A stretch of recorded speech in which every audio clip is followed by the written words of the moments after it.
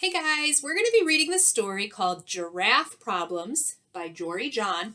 And in one of my other videos, we had the first book, Penguin Problems. And so now I'm going to be sharing with you the second book that they made. And you can listen to them in any order. So if you want to listen to this one first, and then you can listen to the other one, you don't have to listen to them in order. All right, this is called Giraffe Problems. I feel bad about my neck.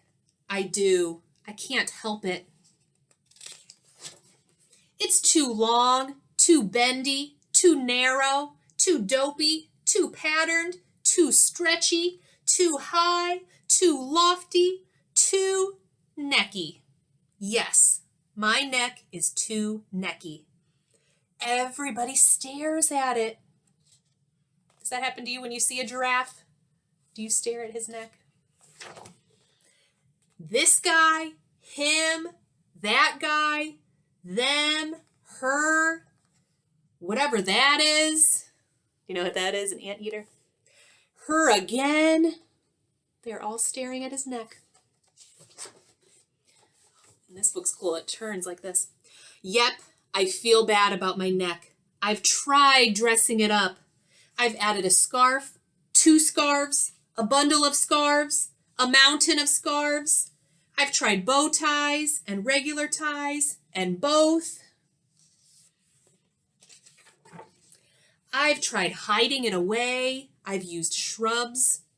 I've hung out in ditches. I've stood behind trees. I've spent time in the river. Other animals have necks that just work. Take a gander at this zebra's neck. Stripes always look good. So classic. Quit staring at me. Or gaze upon this elephant's neck. Strong and powerful, yet graceful. Stop talking about me. Or glimpse this lion, whose neck is adorned with a glorious mane of flowing locks. What a sight! How inspiring! Why can't I have a neck like that? Are you always this loud? My mom always said I should be proud of my neck. She said other animals would love to have a neck like this. Yeah, right. No offense, Mom, but nobody wants this neck. It's a neck only a mother could love.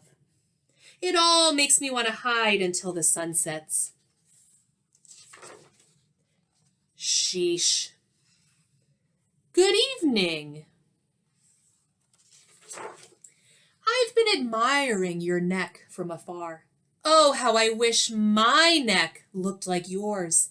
I'd get so much done in a day. Goodness, I can only imagine all the reaching and grabbing and looking around I'd do. I'd accomplish many of my goals for sure. Meanwhile, I'm saddled with this little excuse for a neck. Here, watch me try to stretch it out. Ugh. See? That's about as far as it goes. Pathetic, right? I'm basically neckless.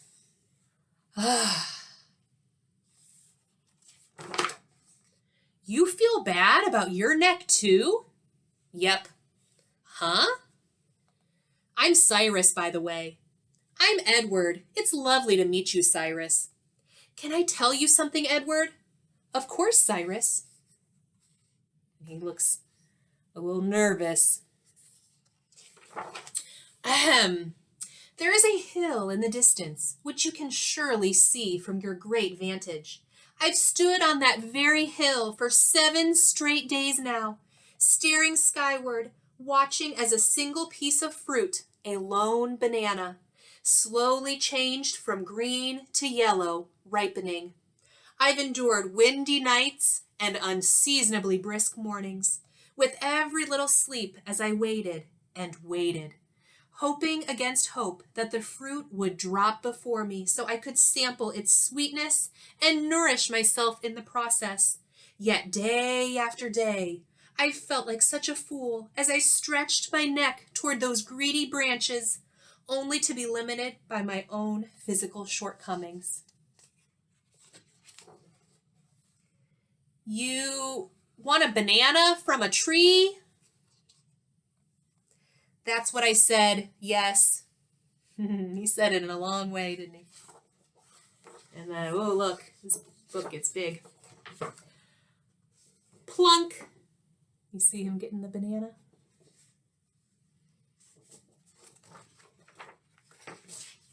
All right. Here you go. Whump. Oh, you did it. You made it look so easy. Munch, munch, munch, munch, munch. Delectable.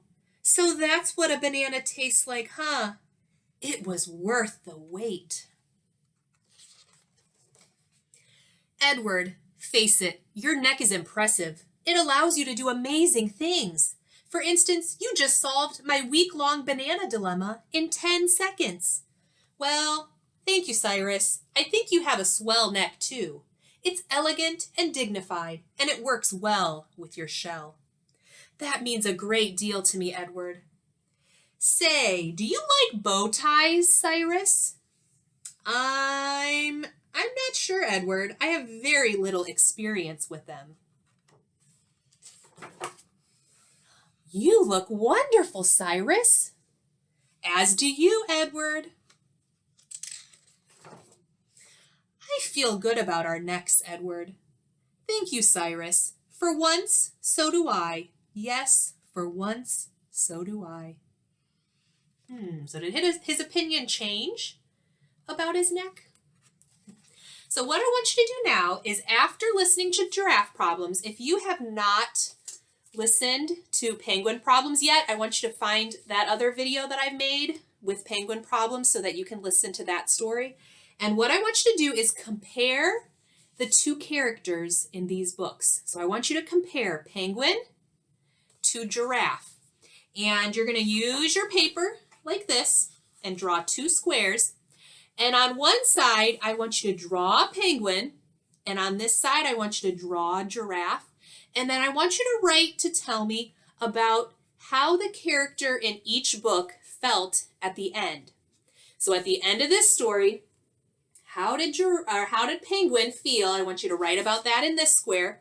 And then at the end of this story, I want you to think about how Giraffe felt at the end. And I want you to write about that in this square. Okay, so we can compare and see how our two characters felt different at the end of their books.